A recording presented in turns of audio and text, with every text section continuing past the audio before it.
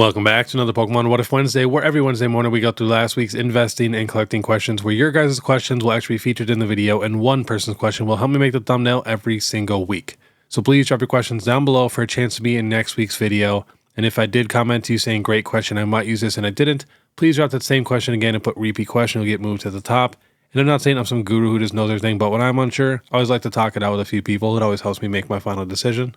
We do have to do the question of the day. So for today's question, what is your all-time favorite handheld from Nintendo? Please let me know down below. And then make sure you guys still put your question for the What If Wednesday also. And then we do have to give a big thanks to our video sponsor real quick, and that is Collectr. This app is the best of the best when it comes to tracking your collection. No other app even compares. They even have a website that works super good. But they're always trying to improve by adding new cards, boxes, and features, so let us know down below if there's anything you want them to add or fix. They even added a super cool feature called the Trade Analyzer, so you can actually see if you're getting a good deal. And then they also do more giveaways than anyone in this entire hobby, so make sure you follow them on all their socials so you do not miss out. I'll have all the links in the description. Then also, if you're going to grade through PSA for your first time, you can click my link in the description, use the code BEARD25, and receive $25 off your very first submission, which is basically a free graded card. And I highly recommend you grading yourself instead of letting, GameStop grade your cards for you. But all right. First question is from @Apex. Hey Beard, what is the best way to grow your collection on a small budget?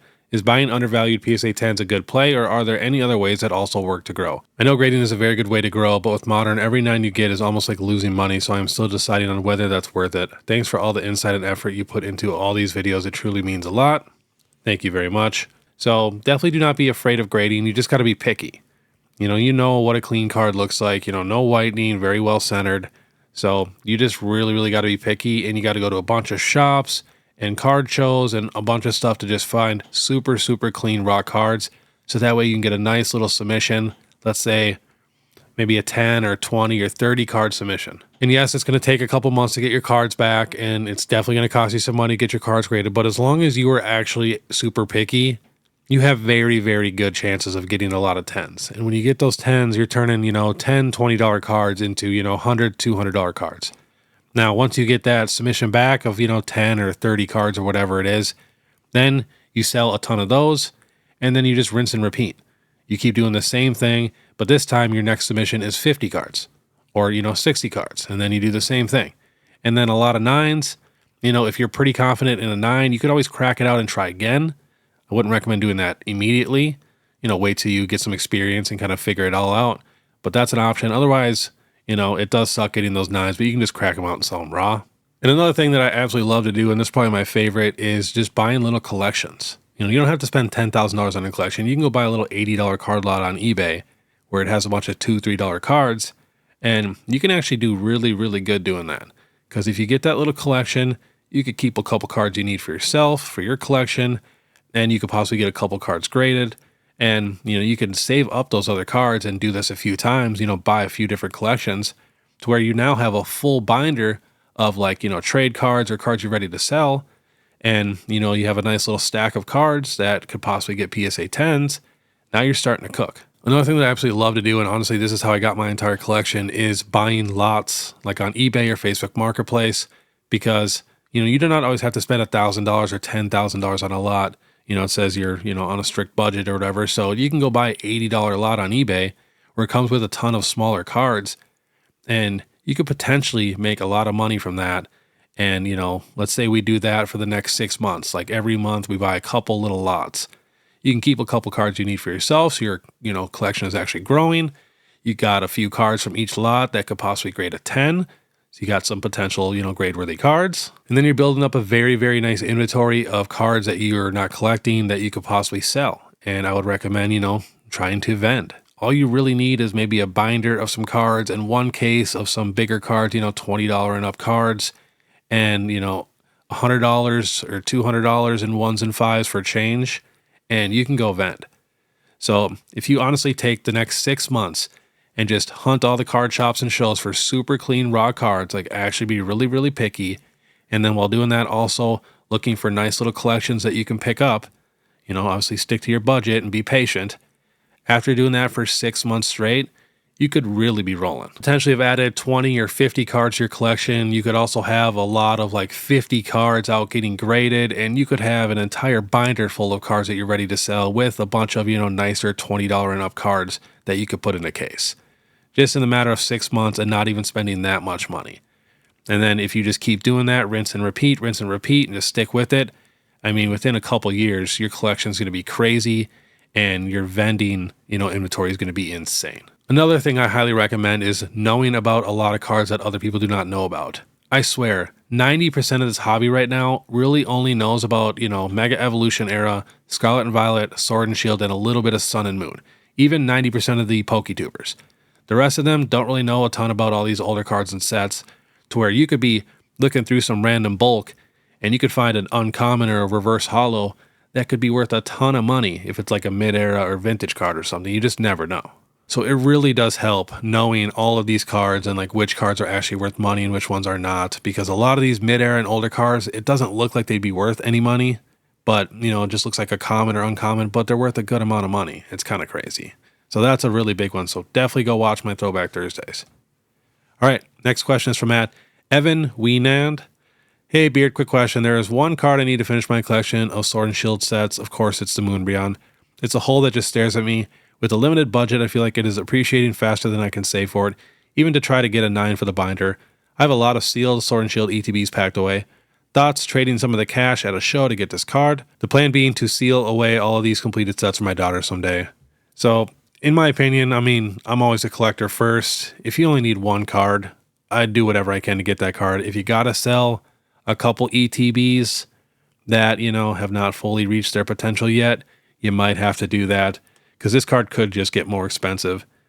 And it was at about $2,300. Now last sold $1,700, $1,979, $1,979, $1,850.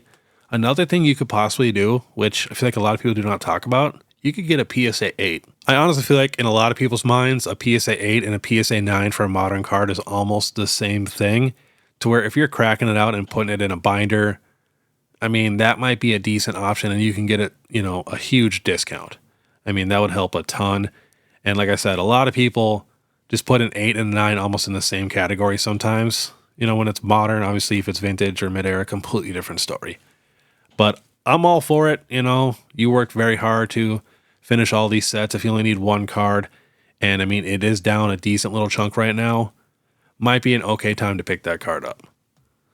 Next is from a member at Malcolm Higgins. Do you think Ascended Heroes PC ETB will be 120 shortly after release? I got two, thinking I could sell one to get mine for free. So the last two sales actually are a lot higher. We got a sale here at 220, 190, 240, 198. Then it drops down to 120 for Pokemon Center ETB.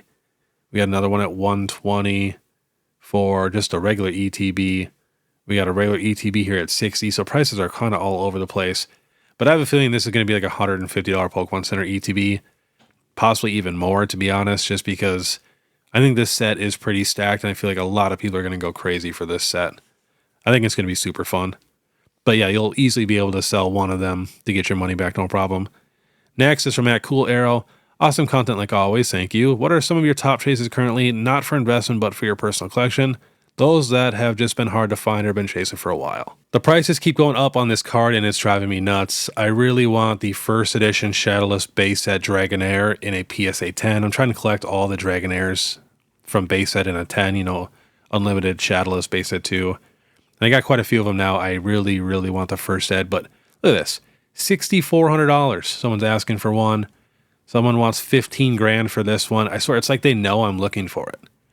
We got another one here at 7,500 or best offer. You can obviously get like a base set Shadowless for 1,600, which I got a Shadowless one coming. I just got to finish the deal, but he's saving it for me. We got one on auction here starting at $5,555. Still, this card used to be like $1,000, like $1,500 at most. Shadowless was like $800-900. Now they're even asking $650 for the unlimited base set. So vintage is definitely going up in price. There's a ton of cards moving like crazy. But yeah, this is definitely a grail of mine having this card in a 10. I cannot wait. All right, next question is from PokeFan8596. Mr. Beard, which card do you think has more long-term growth potential? Mewtwo, Shining Legends, or Rocket's Mewtwo Destined Rivals? I honestly think it is the Mewtwo. So half the people do not like this Team Rocket's Mewtwo. Half the people like the new Mewtwo from Ascended Heroes more, and everybody likes the Mewtwo, the Metatcg GX. The only complaint I have is I wish he was slightly turned a little bit more, but that's the only complaint that I have. And I do love how this goes with the other tag team cards. So I think this card is very special. It's also like 1,000 times more rare than the Mewtwo from Destined Rivals. Next is from TJ Bartlemus. Quick question, thoughts on staff promos for Phantasmal Flames. The Zacian is illustrated by Shibaru Ngaru, I probably butchered that, who has done the Altar, Charizard VMAX, and Zapdos SIR. In my opinion, it is undervalued at 18 when other ones are going for over 100. So there's definitely some plays to be made with some of these staff cards. Yeah, on TCG Play, they don't even have the picture. It says market price 18. If we check on eBay, we got a sale here at 22, $49, or best offer. But it does sell for like $18 to $30. But I do have a feeling this one is definitely a little bit undervalued, and it will probably go up in price. It's, pretty new still. But yeah, I think there's a lot of plays with staff cards, and I feel like a lot of them are undervalued. I don't really think it matters like who the artist is that much for some of these, unless it's like Shinji Kanda or like, Arita or like one of the big ones. But I think it's a super cool card for sure. And I actually like a lot of the staff cards. I really wish they would just do illustration rares, and then the staff cards would probably be the most expensive cards in all of Pokemon, to be honest. Next is from Good Salmon. How do the next 10 years actually play out for Pokemon? The fan base is overwhelmingly Gen Z and Millennials, which suggests long-term growth can't continue at the same pace as our generation's age. We're already seeing modern, still printed cards with 25k plus PSA 10 population selling for thousands. Unless the Pokemon company successfully embeds the brand into younger generations, the way it did with ours, Pokemon investing doesn't feel sustainable long-term. So I actually disagree with that. I actually think Pokemon's doing a super good job, and I think Pokemon will be here long-term forever. So, for the people that haven't really been in the hobby forever, they haven't really paid attention to all the sets that come out in all the different eras and generations. But we've never had, an era where they went so heavy into the newer Pokemon. Generation 9 went so heavy into all the Gen 9 Pokemon. I mean, we got double SIRs of so many Generation 9 Pokemon. And you got to think, they did the new show where they got rid of Ash, all new characters starting out with Generation 9. And then, all the kids watch that show and they see all the new Pokemon like Terapagos and stuff. And all of these sets are just packed full of all of these newer Pokemon. And then you also have to think about this whole card show thing. Card shows were not a big thing when we were kids. They had them obviously, but not like now. These kids are literally being on YouTube, getting free cards and, seeing, YouTube Pokemon people. And, this is stuff they're going to remember for the rest of their lives. You also have to remember too, Generation 1 was huge. Obviously got, the majority of people in Pokemon. Generation 2 was still popular, but not nearly as popular. Same with Gen 3. And then Gen 4, I mean, it really slowed down. Gen 5 really slowed down. Do you know how many people are in Pokemon right now that started in Generation 4 and Generation 5 and now came back? It's a ton of people. Even a lot of the PokeTubers that I know of, they didn't start with Generation 1. They're younger. They started in Generation 4, Generation 5, and now they're back now. So I think Pokemon's doing a super, super good job of getting the younger people into the hobby and, really making sure all these newer sets have a lot of these newer Pokemon, which are probably a lot of these kids, favorite Pokemon. A lot of kids don't know who Salamence is and, Metagross and like some of these other Pokemon from mid-era or older and stuff. They know Terapagos, they know Ogerpon, they know stuff like that. Another thing that I feel like no one ever really thinks about is when we were kids back in 1999 or 2000, or let's say even like 2005, and we wanted to collect Pokemon cards, our parents didn't really care. Obviously some parents got into it. My mom got into it. But a lot of parents, they weren't collecting Pokemon cards also. Now, just imagine the millions of parents right now that are collecting Pokemon cards with their kids going to card shows. And I'd find it very, very hard to believe when they're older, they're not going to be super nostalgic to going to these card shows and collecting these cards like they used to do with their parents. So in my opinion, I think they're even doing a better job now than they were back in 1999 for base set and stuff. So yeah, I am not worried one bit. The only thing that sucks is when kids cannot find stuff on the shelves, which is why I highly recommend, collecting stuff more like Pokemon Center ETBs or booster boxes and stuff, especially if you are investing. That's the stuff kids aren't really buying. It's the stuff you can't get at Walmart or Target, So, if you stick to buying stuff like that, it will help a little bit. Because if all the investors did that, it would definitely leave a ton more collection boxes on the shelves. And if investors aren't buying these collection boxes from some of these scalpers, the scalpers are going to have to lower their prices where they're going to stop buying. So it would definitely help a little bit. But all right, next question is from P. Pa Cletus. Beard, not going to lie, I'm absolutely lost on this decision. Should I take a Prismatic ETB at 120 or a Stellar Crown PC ETB at 115? This is my one purchase for the month as I try and limit my sealed expenses. So Honestly, they're both, very solid boxes, so it's not, the end of the world if you choose one or the other. The only thing about Prismatic is you have probably a higher chance of coming across a Prismatic ETB one day. You never know. We could definitely get massive restocks of these ETBs. It's still very, very possible. The Stellar Crown, definitely going to be a little tougher to get.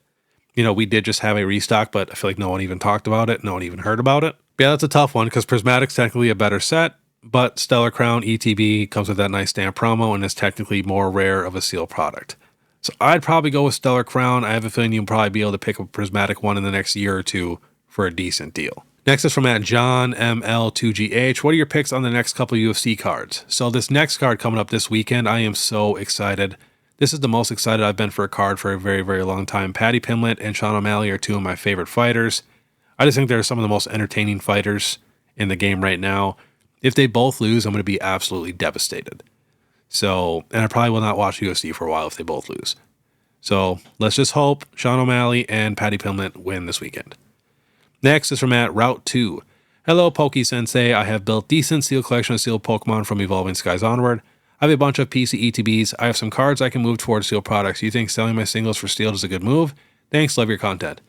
Yeah, pretty much anytime you can sell cards, especially when they're at, some of their all-time highs, and put it into some sealed products. Long-term, sealed products is going to win 99% of the time. Obviously, there's going to be a couple random cards that do super, super good that destroy a lot of sealed products, but it's definitely much safer, to put, especially let's say if it's just like a random card or like nothing super, super popular, you can definitely sell all those, put it into sealed, you'll do much better. Next is from Chaos Kitchen. Repeat question for the wise bearded Poke God. Can you share where you would put your money at this exact moment in the market? Things are bouncing and say you had 10K to put into some long-term stuff, then maybe 5K and 1K. So this is actually a pretty tough question because there's so many different goals people could have. Let's say if you want to make a bunch of quick money, your best option probably would be what I talked about in the very first question, buying collections, getting them graded, and, just keep growing and just rinse and repeat to where after 6 months or a year, you could have way more than $10,000 worth of, Pokemon cards. You could have 10 grand in cash, plus you could have, 10 grand in cards and 10 grand in sealed in that time, or even more. But if you're thinking long-term, sealed investments, sealed products, that's going to take anywhere from 2 to 5 years. Of course, with this market, we really don't know. And the only product we have right now that's really close to MSRP is a Mega Charizard UPC. So I'd definitely focus on a lot of those. I know a lot of people think that thing's going to be printed into the ground. It'll never go up in value, but I've heard that 50,000 times in Pokemon now. So I never listen to it. And if I can get it for a good deal, I'm buying it. It's got a very solid pack selection, has decent promos, has an Oricorio by Shinji Kanda, one of the few special illustration rare promos we've gotten. And it has a Charizard promo, and it has Charizard on the box. So I think that's a no-brainer. I also love the Moltres UPC, if you can find that for a good deal. GameStop exclusive. Again, a very good looking box. And I love how thin that UPC is too, so it makes it a little easier to store. And another thing too, obviously, is the Pokemon Center ETBs. A decent amount of those actually have come down in price, so it might be an okay time to pick some of them up. But, I'm definitely betting on a ton of Pokemon Center ETBs in the future, especially depending on the promo and stuff. And, like I said, though, that's going to be more long-term investing, 2 to 5 years at the very least to really see a ton of profit there. So it just really, really depends on what you're trying to do and how quick you're trying to make money or, grow your collection or whatever it is. All right, next question is from Trainer Nico NYC. Hey Beard, great videos every single week as usual. Thank you. Question, do you personally think that the hobby in general will cool down after the 30th anniversary? And if so, will you think the price will go down a bit? It's also the 10th year anniversary of Pokemon Go and expect some people to step out a little bit after. So it really just depends on the set. I always say this. I can't say when people talk about market and it goes with crypto and all that. It just depends on the sets. So if we have the 30th anniversary and it's amazing and the next 2 sets after that are average, I think Pokemon can definitely cool off hardcore. Especially, we're going to be going into Generation 10 soon. A lot of people always hate the newest Pokemon, especially if they, cater the new sets to being pure Gen 10. I think that would definitely get people out of the hobby for sure. Next is from Insanity Mercs. I have a dumb question. I've always graded my cards through my local card shop to PSA because one of my friends said there was a theory that if a card shop sends in a card, you get a higher grade because it's a shop instead of a person. So I'm scared to do it on my own. What do you think? Pay the $25 plus tax, so $27 a card, or use PSA membership for 18 card myself? Also, thank you for the great content. So I've never really had a problem or I haven't noticed anything like that. I mean, there's been many times where I sent in a bunch of cards myself, even before I was a Pokemon YouTuber, and I pretty much got back all 10s or mostly 10s. So I really wouldn't worry as long as you are picky. And it really depends on how many cards you're grading, if you're going to need the membership or not. And remember, if you use my code BEARD25 and it's your very first submission, you get $25 off, which is basically a free graded card. So definitely check that out. All right, next question is from @Andrew Peddle. What are your thoughts on the 30th anniversary set? What type of cards do you think we'll get? Reprints, IR, something else entirely? I heard Topps is doing the 30th with Pokemon, so you think we'll be getting one of ones or possibly signed cards? And what would this do to the market? Honestly, I don't have a clue what we are going to get. I really do hope we get a lot of new art. Unlike Celebrations, a lot of it was just pure reprints with a stamp. I don't mind some of those, but I definitely hope we're getting a ton of new art.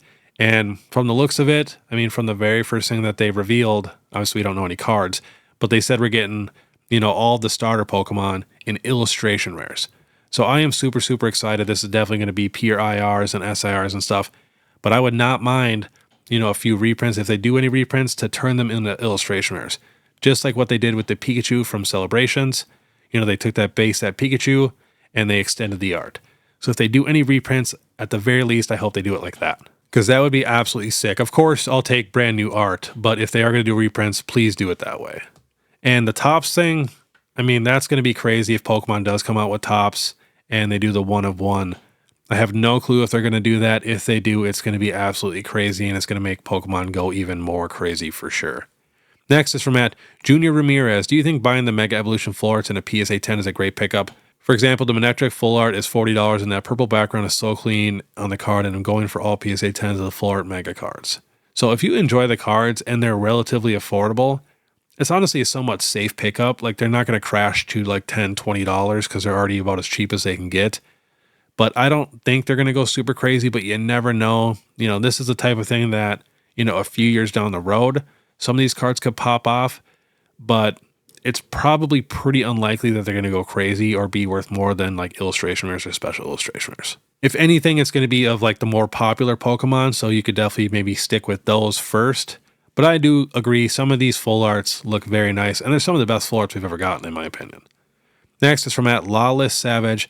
Hey Beard, I have almost a full set of original first edition Team Rocket from my childhood, but I'm skeptical about sending anything to get graded for the risk of getting lost or damage. Am I crazy? And should I just send in the cards, or should I wait till a big card show comes around and PSA is a booth to take them? Thanks. So I'm never worried about losing stuff in the mail, but I've also sent, tens of thousands of things through the mail. It does happen every once in a while, but you definitely get insurance and stuff like that. So I wouldn't be worried too much. The one thing I would worry about, though, is I see a lot of people with these vintage sets, and they just automatically get the cards graded. And a lot of times they come back like 4s, 5s, and 6s, and they're worth the same amount raw as they were graded, but you just spent like $1,000 to get a ton of vintage cards graded. I have seen that so many times.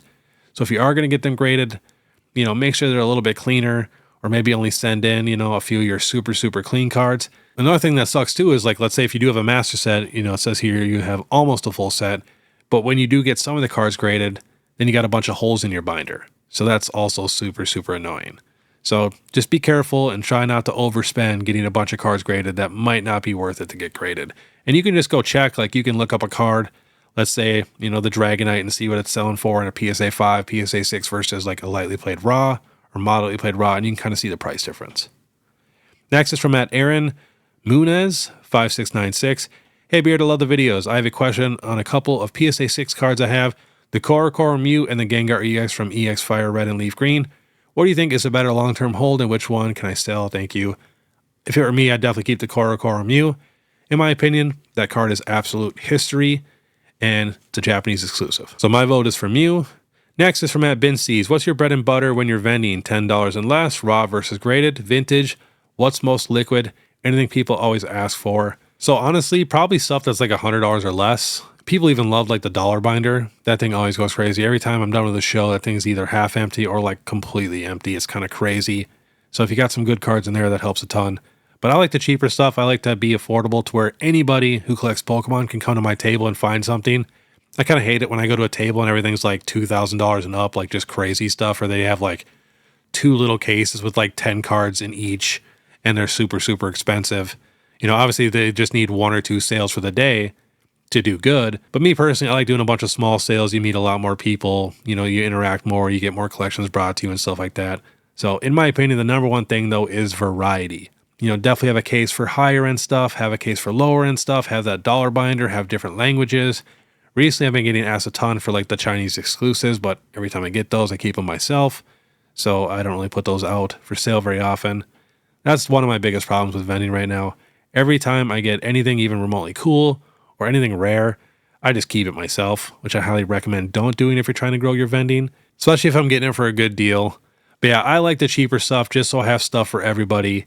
And, you know, like I said, I like to have, you know, modern in that, you know, $50 to $100 price range, mid-era for that price range, and vintage for that price range. I just like it. It's just better for everybody. Next is from Chris Gotsky.